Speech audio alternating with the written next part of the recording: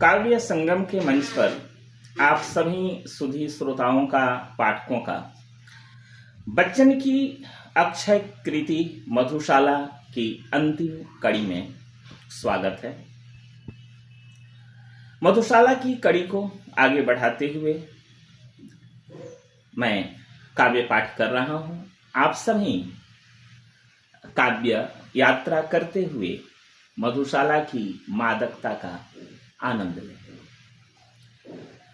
मेरी हाला में सबने पाई अपनी अपनी हाला, मेरे प्याले में सबने पाया अपना अपना प्याला, मेरे साकी में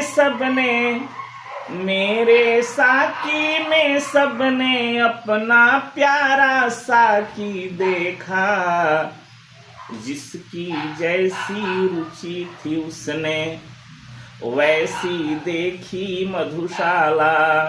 बात बिल्कुल सही है। संपूर्ण संसार समझिए तो एक दर्पण है जिसमें व्यक्ति अपना ही चेहरा देखता है। कवि कहना चाहता है कि मधुशाला ऐसी कृति है जिसमें सभी लोग अपनी अपनी तरह से, अपनी अपनी दृष्टि से उसे देखते हैं। जो कुछ उसमें वह पाना चाहता है वह उसमें वह पा लेता है।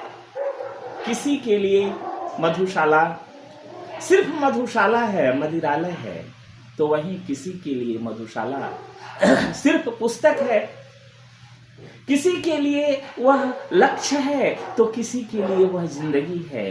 किसी के लिए मधुशाला जो है वह अथाह सागर है तो किसी के लिए वह कविता का सिर्फ प्याला है।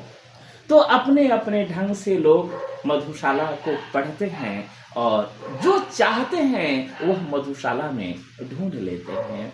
इसलिए कवि कहता है, मेरे साकी में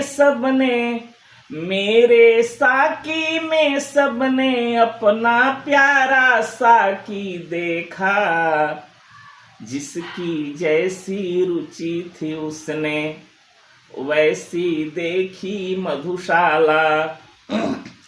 यह मदिरालय के आंसू हैं, नहीं नहीं मादक हाला, यह मदिरालय की आंखें हैं, नहीं नहीं मधु का प्याला।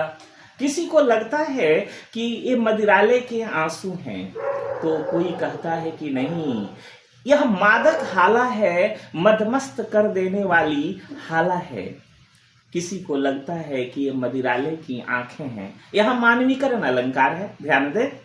और किसी को लगता है कि नहीं, यह सिर्फ मधु का प्याला है। तो कवि कहना चाहता है कि ऐसी कोई बात नहीं है, किसी समय की एक सुखद स्मृति है, मधुर यादें हैं जो साकी बनकर हमारे सामने नाच रही हैं। तो इसी को कवि स्पष्ट करता है, यह मदिरालय के आंसू हैं, नहीं नहीं मादक हाला, यह मदिरालय की आंखें हैं, नहीं नहीं मधु का प्याला। किसी समय की सुखद स्मृति है, साकी बनकर नाच रही, नहीं नहीं कवि का हृदयांगन, यह विरहा कुल मधुशाला। कुचल हसरतें कितनी अपनी, हाय बना पाया हाला, कितने अरमानों को करके खाक बना पाया प्याला। पीने वाले चल देंगे, हाय न कोई जानेगा, कितने मन के महल ढहे तब खड़ी हुई यह मधुशाला। कवि स्पष्ट करना चाहता है कि हमें कोई भी मंजिल मिलती है, जीवन का लक्ष्य जो हमारा पूरा होता है उसके पीछे बहुत बड़ा त्याग होता है, बहुत बड़ी कठिन तपस्या होती है, बहुत बड़ा श्रम होता है।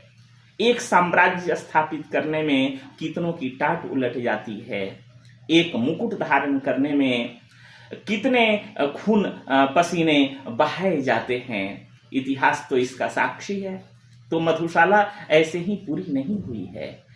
इसलिए कवि कहता है, कुचल हसरतें कितनी अपनी, हाय बना पाया हाला, कितने अरमानों को करके खाक बना पाया प्याला, पी पीने वाले चल देंगे, हाय न कोई जानेगा, कितने मन के महल ढहे, तब खड़ी हुई यह मधुशाला।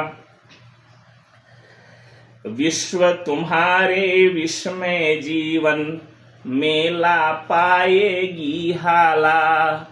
संपूर्ण संसार में अगर आपको कोई दुख नजर आता है, संपूर्ण विश्व अगर विस्मय लगता है, आपका जीवन विस्मय लगता है, और उस जीवन में मधुशाला अमृत घोलने का अगर काम करती है, जीवन में कभी भी उस सुकून देने का काम करती है, खुशियां लाने का काम करती है, इसका अगर थोड़ा भी योगदान है आपके जीवन में, आपकी खुशियों में, तो समझ लीजिए यह मधुशाला अपने आप को धन्य समझेगी। इसका जो जन्म हुआ है मधुशाला का वह सफल होगा।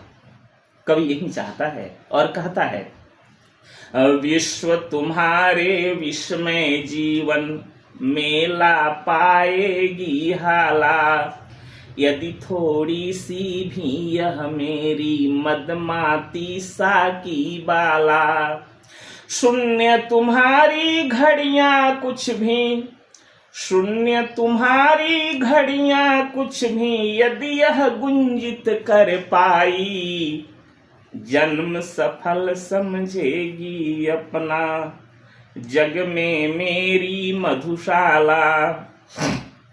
बड़े बड़े नाजों से मैंने, कवि कहना चाहता है, दरअसल कवि मधुशाला का यह अंतिम बंद है। तो इसमें कवि कहता है कि बड़े बड़े नाजों से मैंने मधुशाला को लिखा है, मधुशाला की मैंने रचना की है। इसमें केवल कल्पनाएं हैं, है ना, और बड़े मान दुलार से मैंने इस सुकुमारी सौंदर्यमयी मादकतामयी मधुशाला को लिखा है, उसकी मैंने रचना की है ना। और इस विश्व को, इस संसार को, इस सुकुमारी मधुशाला को मैं अर्पित कर रहा हूँ, सौंप रहा हूँ। तो आप लोग भी बड़े प्रेम से, स्नेह से इसे पढ़िएगा। बड़े बड़े नाजों से मैंने पाली है साकी बाला, कलित कल्पना का ही इसने सदा उठाया है प्याला। मान दुलारों से ही रखना, मान दुलारों से ही रखना इस मेरी सुकुमारी को, विश्व तुम्हारे हाथों में अब सौंप रहा हूँ मधुशाला। संपूर्ण मधुशाला के 135 छंदों को मैंने 14 भागों में प्रस्तुत करने की कोशिश की। सन 1935 में प्रकाशित मधुशाला के पाठक व साकी अनवरत बढ़ते ही गए। मधुशाला की लोकप्रियता दिनानुदिन बढ़ती ही गई। पाठक और श्रोता यह समझते रहे कि इसका कवि रात दिन मदिरा के नशे में निश्चय ही चूर रहता होगा, क्योंकि जिसने मधुशाला की रचना की उसे मधु का अनुभव जरूर रहा होगा। तो कवि को नशे से बिल्कुल इनकार नहीं है। जिंदगी ही एक नशा है, कविता भी एक नशा है। कवि कहता भी है कि स्वयं नहीं पीता औरों को, किंतु पिला देता हाला, स्वयं नहीं छूता औरों को, पर पकड़ा देता प्याला। पर उपदेश कुशल बहुतेरों से मैंने यह सीखा है, स्वयं नहीं जाता औरों को, पहुंचा देता मधुशाला। आप सभी पाठकों व सुधी श्रोताओं का हमें व बच्चन की मधुशाला को जो स्नेह और प्यार मिला है उसके लिए बहुत बहुत आभार।